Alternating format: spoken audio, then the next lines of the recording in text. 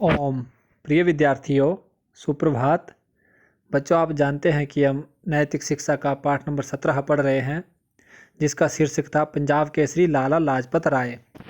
तो बच्चों, ये पाठ हमने लगभग आधा पढ़ लिया था और आज इसके बचे हुए शेष भाग को हम लोग पढ़ेंगे। तो आइए, इस पेज का अंतिम पैराग्राफ है जहाँ से हम आज शुरू करेंगे।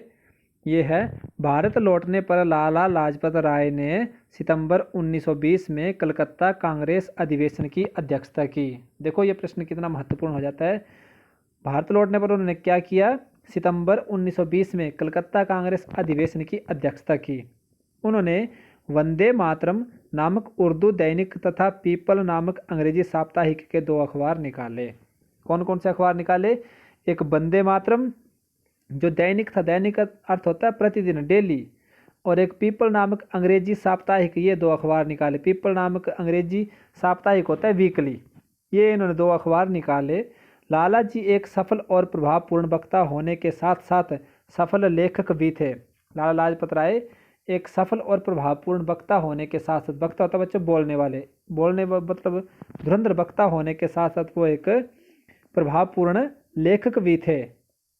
मिस म्यो नामक ब्रिटिश महिला ने मदर इंडिया पुस्तक द्वारा भारतीयों, विशेषकर हिंदुओं की निंदा का जो प्रयत्न किया था, उसका करारा जवाब लाला जी ने ही दिया। बच्चों, एक महिला थी मिस म्यो नामक, ब्रिटिश महिला थी, ठीक है। तो इस महिला ने मदर इंडिया पुस्तक द्वारा एक पुस्तक लिखी थी जिसका नाम था मदर इंडिया। इस पुस्तक में उसने क्या लिखा था?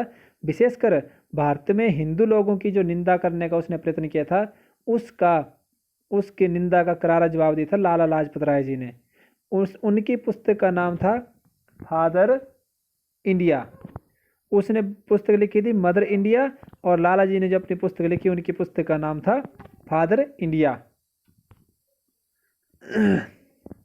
सन 1922 में गांधी जी द्वारा असहयोग आंदोलन स्थगित कर दिए जाने पर उन्हें क्षोभ हुआ।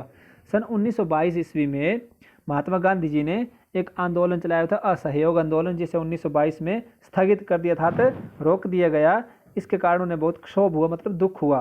1925 में वे केंद्रीय विधानसभा के सदस्य बने और 1925 में वो केंद्रीय विधानसभा के सदस्य बन गए।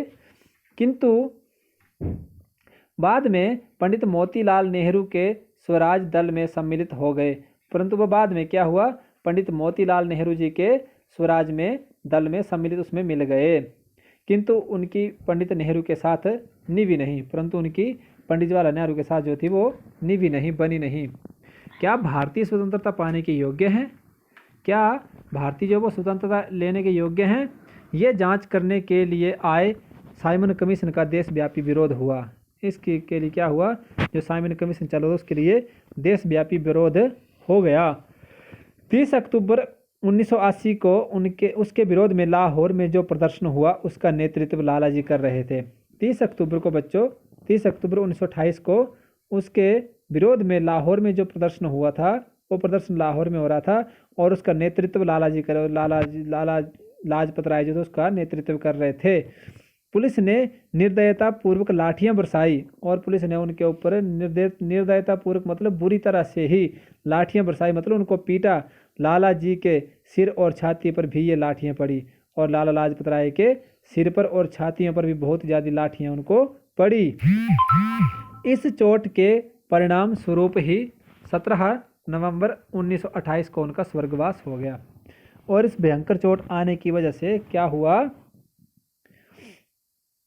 17 नवंबर 1928 को उनका स्वर्गवास हो गया। ये भी ध्यान देंगे, उनका स्वर्गवास कब वो स्वर्गवास होता? मृत्यु हो जाना है।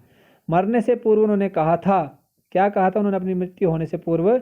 मेरे शरीर पर पड़ी एक एक लाठी एक दिन ब्रिटिश साम्राज्य के ताबूल की कील सिद्ध होगी।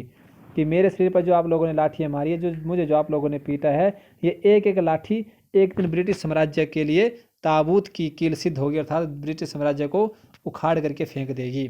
तो बच्चों, इस पाठ को आप पढ़ेंगे, समझेंगे और कल हम इसका अभ्यास कार्य करेंगे इन्हीं शब्दों के साथ। इति ओम शम।